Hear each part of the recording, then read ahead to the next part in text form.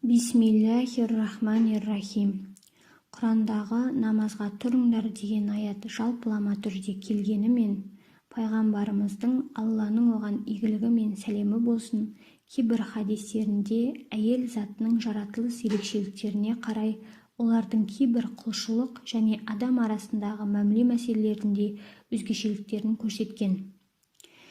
Әйел заты намазға тұрғанда еркектерге қарағанда киімі кең әрі денесін толық жауып тұруы қажет. Пайғамбарымыз Алланың оған игілігі мен сәлемі болсын, балиғат жасына толған әйелдің намазы басын жамылғымен жауып оқымайынша қабыл етілмейді десе, тағы бір риуаятта Алла балиғат жасына толған әйелдің намазын орамалынсыз қабыл етпейді деген. Ерлердің әурет жері кіндік пен тізенің арасы болса, әйелдікі жүзі мен екі алақанынан басқа барлық жері әуретке жатады. Әрі намазда тұрғанда да аталмыш жерінен басқа денесі түгелдей жабылып тұруы тиіс. Алла тағала Құран кәрімнің Нұр сүресінің 31 аятында өздігінен көрініп тұрған жерден басқа зейнеттерін көрсетпесін деген. Аятқа қатысты Ибн Аббастан сұрағанда ол бет пен екі алақан деп жауап берген. Намазда да аталған екі жерден басқа барлық мүшесін жасырып тұруы қажет. Ерлер әрбір намазды бастағанда азан мен қамат айтып оқуы тиіс.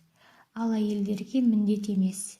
Әсма бин Барид, Алла одан разы болсын, Алла елшісінің Алланың оған игілігі мен сәлемі болсын, әйелдерге азан да қамат айту да міндет емес дегенін жеткізген. Әйел адам ерлерге имамдық ете алмайды.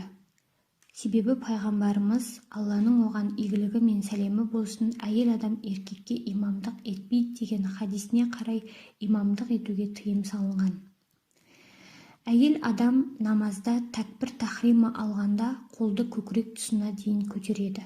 Алла елшісі Алланың оған игілігі мен сәлемі болсын, ибн Уайл, намазды бастағанда екі қолыңды құлағыңның деңгейіне дейін көтер, ал әйел қолдарын көкірегіне дейін көтереді деген. Әйелдер намазда тұрғанда қолдарын көкірек тұсына қойып жинақы тұрады. Ахмад Зафар әл-Усмани, әйел заты ерлер сияқты емес, қолдарын кеудесіне қояды. Себебі бұл әйелдің ықтияттылығына жақын әрекет болғандықтан оның құқы басты мақсаты деп айтқан. Сондай-ақ әйел заты жария оқылатын намаздарды іштен оқиды. Пайғамбарымыз Алланың оған игілігі мен сәлемі болсын, тәсбих ерлер үшін, шапалақтау әйелдер үшін деген хадисі, әйелдердің дауысы ерлердің көңілін аудартатындықтан тыйым салынған.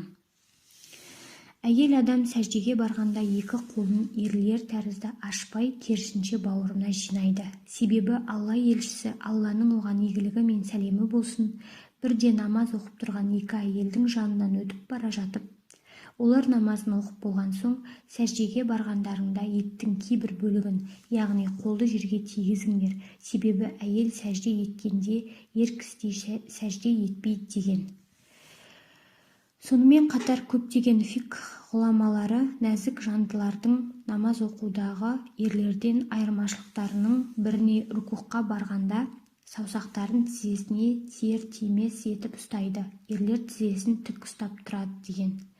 Ерлер тәшәһүд отырысында саусақтарының арасын ашып отырса, олар арасын ашпайды деген.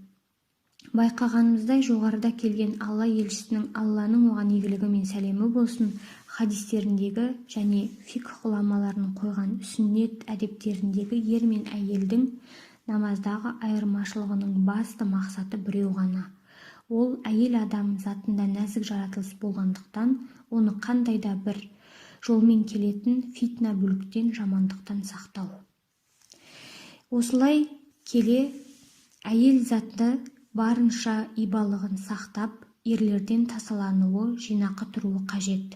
Алла елшісінің Алланың оған игілігі мен сәлемі болсын, әйелдің ұятын қорғап, намазда ер мен әйелдің арасындағы айырмашылықты нақты көрсеткен болса, онда қазбалап, ер мен әйелдің намазында айырмашылық жоқ, бірдей оқу керек деудің жөні жоқ. Сондай-ақ бұл мәселеге қатысты мұсылмандардың арасында сүттей ұйыған бауырластықты бұзып, халық арасына іріткі салмаған абзал.